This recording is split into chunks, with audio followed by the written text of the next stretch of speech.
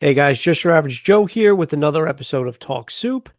And in just a moment, I am going to go over my live reaction. Spoilers. I mean, there's really not much to talk about as far as spoilers go. Nothing was really spoiled in this episode, but I'm just going to give my quick reaction and review and discussion of the first episode of The Falcon and Winter Soldier coming up next.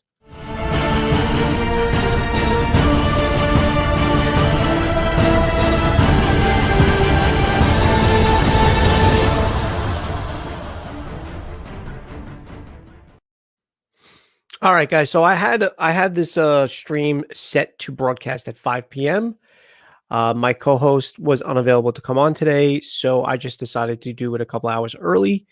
That way, it doesn't coincide with dinner. And I also have a fantasy baseball draft later on tonight that I have to get my research going on. Anyway, that being said, okay. So first episode, Falcon and Winter Soldier, just over 40 minutes, not including credits. I thought for a first episode was very good. Again, I think I said this previously when we were doing our WandaVision discussion. I did say that, when the series for Disney Plus were announced a couple of years ago, WandaVision and Falcon and Winter Soldier were actually my least anticipated. I think Loki was one that I was anticipating. I forgot. Definitely not Hawkeye. I don't know if Moon Knight was mentioned back then, but I know Moon Knight definitely interests me, as does She-Hulk. But anyway, that being said, I was very surprised, and I said that week after week, of how good, just how great WandaVision was. It was so good, in fact, I was actually worried even more so for the Falcon and Winter Soldier. I mean, how do you follow a show like that? And I think, look, for a first episode now, they only dropped one. With WandaVision, we got the first two in one shot. So we only got the one. And also, this is, with it being the first episode, we actually don't get any Falcon and Bucky interaction together at all.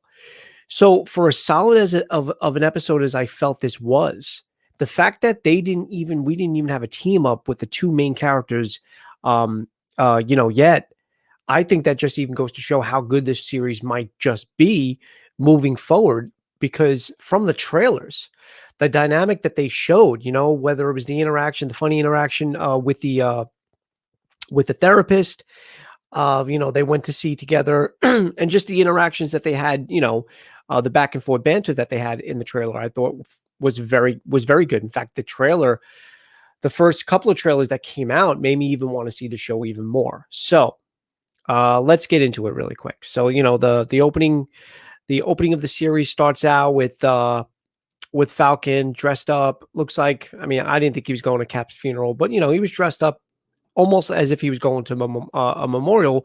And that's exactly what it was. You see him packing up the shield. He basically tells what War Machine, because War Machine says, like, dude, why didn't you take up the mantle? Why didn't you become the next Cap? And he just felt that nobody can replace Steve Rogers. So he returned the shield that was given to him by Steve, and they put it on display. We thought it was going to be in the Smithsonian, and then by the end of the series, by the end of the episode, we come to find out that that wasn't the government's motive, or that wasn't what they were going to do with the shield to begin with. That was a lie. They just basically said that to Falcon because they wanted him to surrender the shield, because they always had the intention. I mean, at least that's what I think, of replacing Cap, because they just felt that the government or the country was weak without a symbol.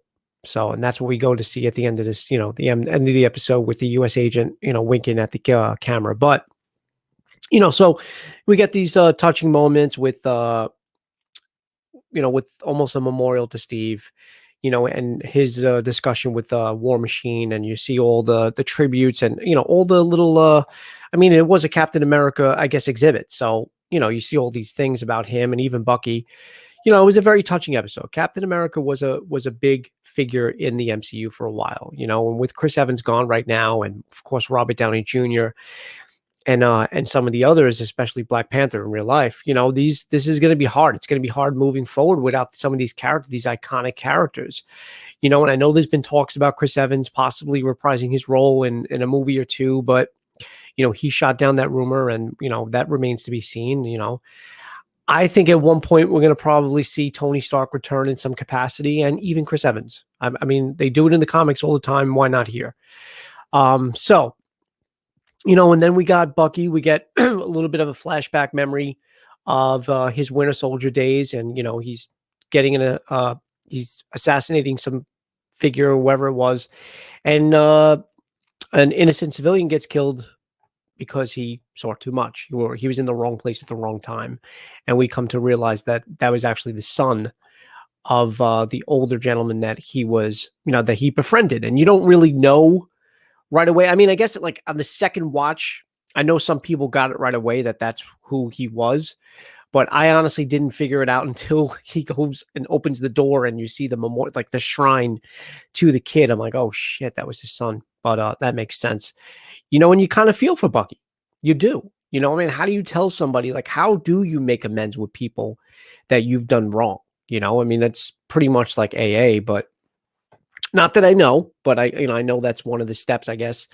And making an amends in Bucky's, like, how do you tell somebody, like, oh, by the way, I was once, my mind was actually once taken control over by a group called Hydra, and they used me for to be an evil assassin known as the Winter Soldier. I mean, how do you even confess to something like that? So, we had that. We had him trying to get into the dating world, which I thought was a funny scene, and she's trying to read his mind. He's like, please don't do that. And then of course the funny interaction between him and his therapist. He's like, oh, come on, not the Notebook. You're passive aggressive. So look, and then of course we had that really cool the flight sequence and the action scene between Falcon fighting Batroc and trying to get their the US soldier back from the custody of LAF, I think they're called, before they get to the Libyan the border. But that too I thought was awesome. So basically what I want to say is that this episode, especially for a first episode, it was slow, but there was setup, and you expect that. And if you compare that to the first episode of WandaVision, because a lot of people complained, I personally didn't, because I like that style of sitcom. I grew up watching, in syndication, not live, but in syndication, shows like I Love Lucy, Dick Van Dyke, the Brady Bunch, all those, Bewitched, all those shows that kind of like that were either referenced or even homaged or even, given the inspiration for. I enjoyed those shows. So I didn't mind the first two episodes of WandaVision, but I understand why people had some issues with it. It didn't feel like anything from the MCU. I mean, the whole series really didn't, but it picks up and you get little glimpses of the MCU within WandaVision itself. But this felt like Falcon and Winter Soldier felt like an MCU movie. Between the action, the characters, it was cool seeing War Machine in there again, even if, it's just the one Avenger besides Falcon and Bucky, but just seeing an extra Avenger was pretty cool. So as I said, just it being a solid episode as it was, without Bucky and Falcon even being together right now, I think pretty much shows the levity that this series can have moving forward. You didn't really get any villain.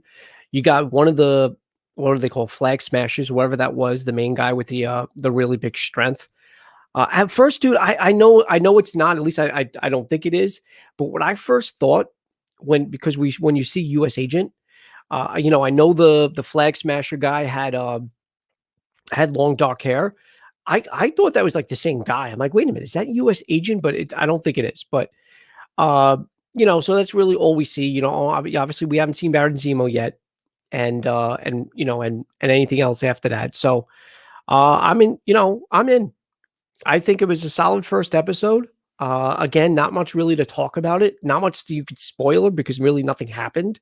The only thing you can possibly spoil, I should say, if you haven't seen it yet, is the fact that the older Asian gentleman that Bucky befriends, he's basically doing that because he's trying to tell him, like, by the way, I killed your son, and I'm sorry for it, but which is sad. It'd be nice if Bucky gets together with that girl too, because she was kind of cute. And you feel bad for Bucky. I mean, when was the last time he even had any companionship? The dude's 106 years old. That was another funny part when she's like, how old are you? Because you remind me of your dad. You remind me of my dad, where you sound like my dad. And she's like, how old are you? He's like 106. And then she's laughing. He's like, but he's telling the truth. But yeah, so look, again, that's really all. There's really not this is a quick episode, especially because I'm solo, and I know I was supposed to go on at 3 o'clock.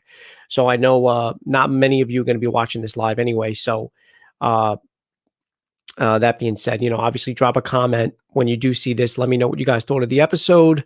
Did it do it for you? Do you want to watch more because of it? Look, if you're an MCU fan, I just don't see, unless a series is just completely horrible or a movie is horrible, which I cannot say for any of the MCU films. All 23 films I thought were solid. I would watch again. Of course, I have my rankings, which I will do eventually. I promise you. I do have a full list. It's already ranked. We just got to, me and my co-host or whoever wants to come on and do it with me, just need to find a day to do it because it is 23 films that we're going to, it's going to be a pretty lengthy episode. So, but I do have them all ranked, and I think I can spoil and say Thor Dark World is my least favorite of all. So, but even Thor Dark World, I would watch again. So even the weakest Marvel film, I would still watch. So what I'm trying to say basically when it comes to the series, unless the series is completely horrible, I'm going to watch it anyway. I was going to watch Falcon and Winter Soldier. Even if WandaVision wasn't as solid as it was, I would say, you know what? I'm going to give it a try. I'm going to give Hawkeye a try. I'm going to give all of them a try. And if they're not as good, I'm going to come on here and tell you guys, look, I didn't feel it. But again, I think it was a solid episode, especially for a first episode. They laid some type of groundwork, and we're going to go from there. And I still don't really know much about it or what's going to happen, and I'm curious to know, and I'm excited because, like I said, I can't wait to see the two of them together on screen. The back and forth, I thought they were funny in Civil War. The back and forth that they had. I love the scene where Steve kisses Agent Carter. What's it? Not Peggy. Peggy's the aunt. Anyway, Agent Carter.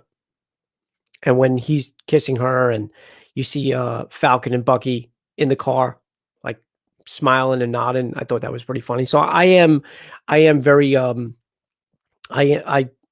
very much excited to see those two on the screen, as am I eager to see the rest of the series. So guys, again, let me know what you thought. Again, quick episode here.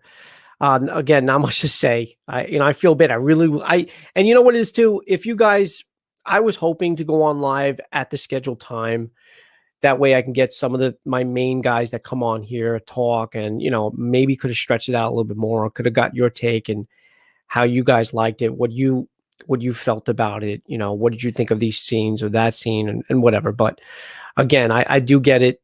I wasn't scheduled to go on it at whatever it is now, 3:30. I was scheduled to go on an hour and a half from now. But that being said, I'm looking forward to Friday's episode, and I should do, or we should do, hopefully my co-host will be available, our live reaction to episode 2, either Saturday or Sunday. So just look out for that.